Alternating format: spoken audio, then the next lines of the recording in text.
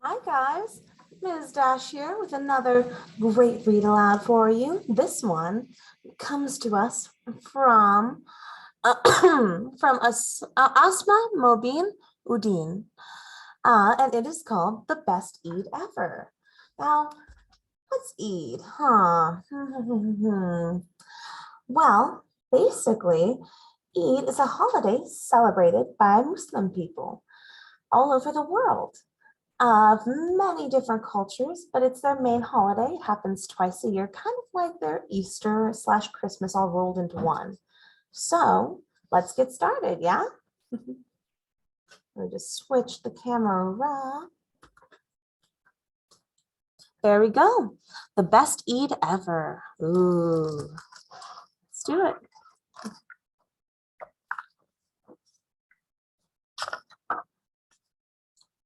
Anissa sat in her bed, looking out the window. Her parents were away at the Hajj pilgrimage, and she missed them. Saudi Arabia was so far from her home in America. She thought about last year's Eid holiday, when she had worn her new shalwar kameez with flowery orange henna designs on her hands. Daddy had said she looked just like a princess. Mommy had let her eat candy before breakfast. They all went to Eid prayers together and then visited friends all day. But today the house was quiet.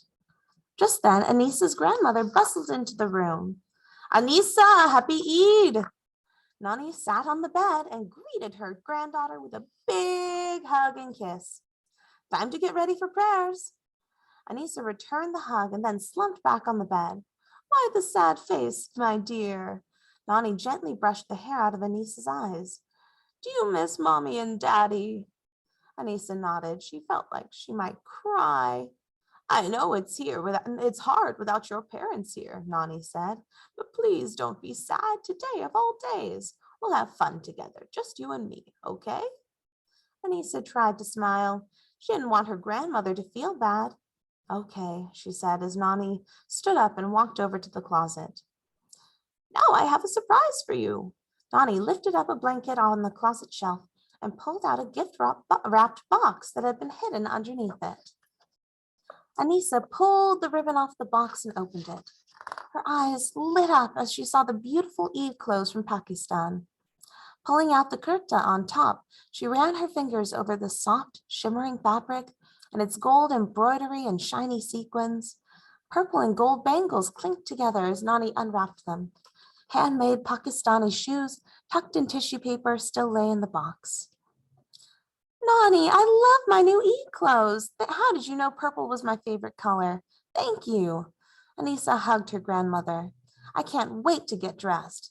There's still more, Nani said, smiling as she pulled out a bright red shalwar kameez and a silky yellow garara.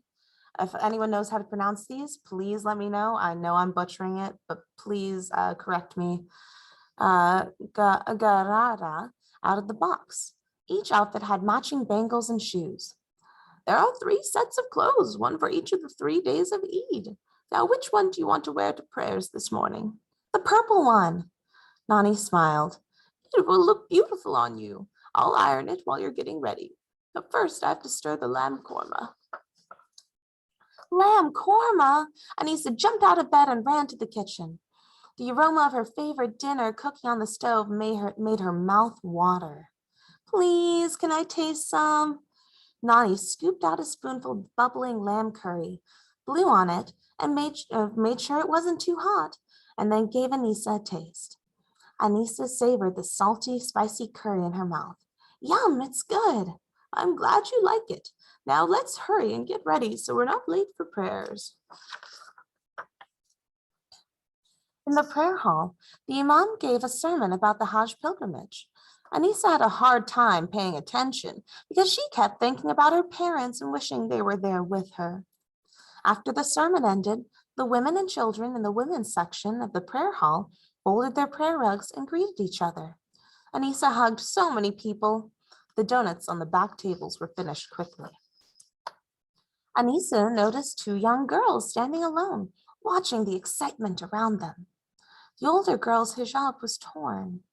The younger girl's dress almost fell to the floor, and she kept her arms bent so her sleeves wouldn't slip down over her hands. Anissa walked over to them. Why didn't you wear your Eid clothes today? She asked. The older girl stared shyly at the floor. Seeing that her sister was not going to answer, the younger girl blurted out, We don't have new clothes this Eid. We had to leave all our stuff and run away when a fire burned our house down. The older girl turned toward her sister. Miriam, we have to be thankful the war can't get us now.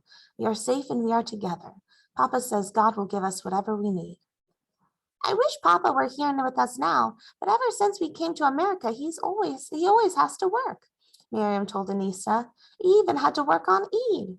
But later he's going to bring Zainab and me candy, and we're going to go to the mosque together for afternoon prayers. Before Anissa could say anything, Auntie Selma pulled her into a big bear hug. Anissa, Betty, Eid Mubarak. My dear, happy Eid. You look so pretty, mashallah. Mashallah, as God has willed, you and your Nani come and visit me today, okay? Anissa was swept up by other aunties and friends in hugs, kisses, and greetings. While hugging Auntie Barak, Anissa saw Miriam pick up a piece of donut off the floor. The girl looked around quickly. Then she put the donut piece into her mouth and licked the sweet glaze off her fingers. As people were leaving the prayer hall, Anissa kept looking back at the girls.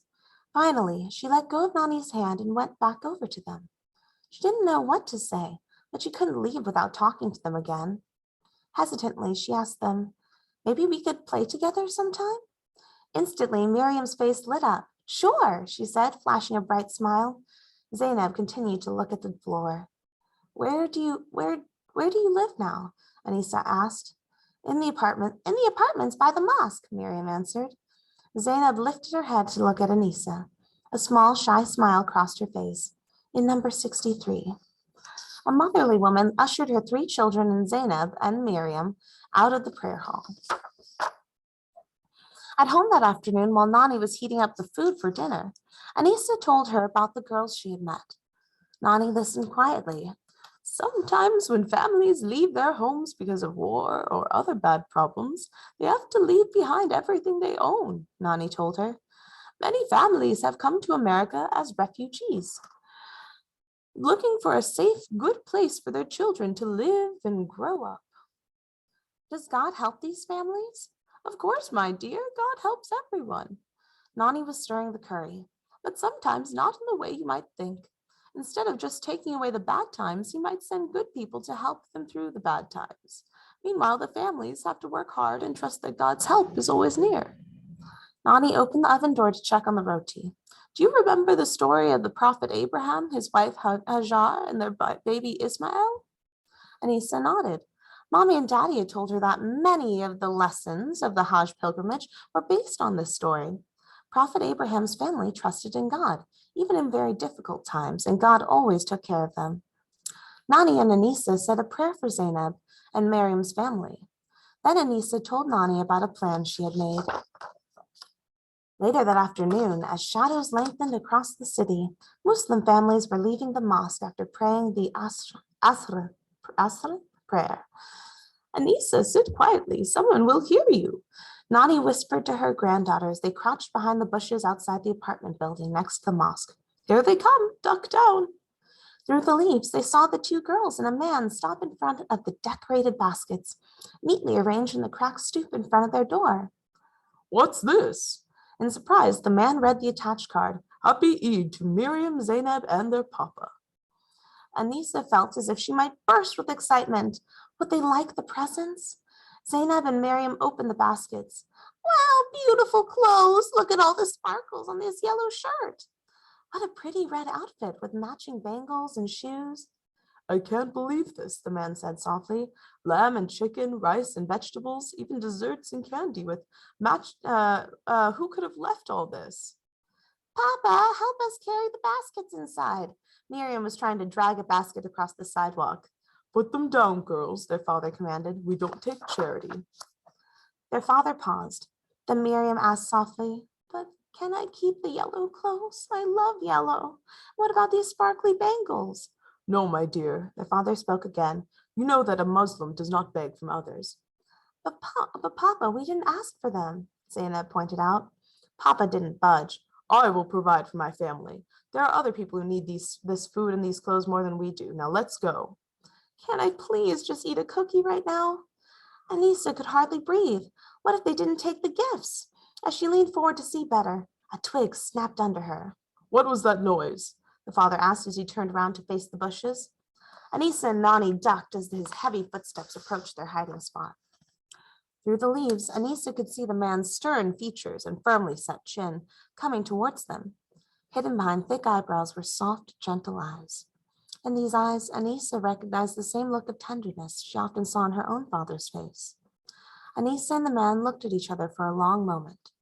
Then abruptly, he turned around and walked back to his daughters. He knelt down on one knee and opened his arms. The girls wrapped their arms around him and Miriam climbed onto his knee. Papa, there's more food than we need here, she said, small fingers gently touching his cheek. Why don't we share it with the neighbors? And please, can we keep the pretty Eid clothes, please? Asked Zainab. Anissa saw the man's face soften as he drew his daughters close to him. As he hugged them, he nodded, and he smiled at Anissa and Nani.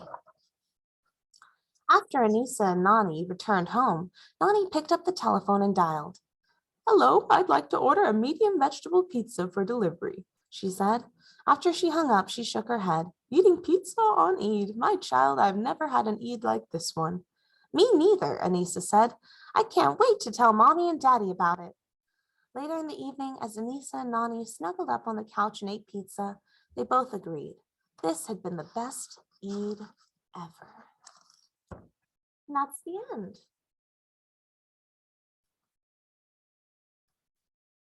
I hope you guys had fun. Hope you guys learned a little something. And I hope you guys have a wonderful day. Catch you next time. Bye.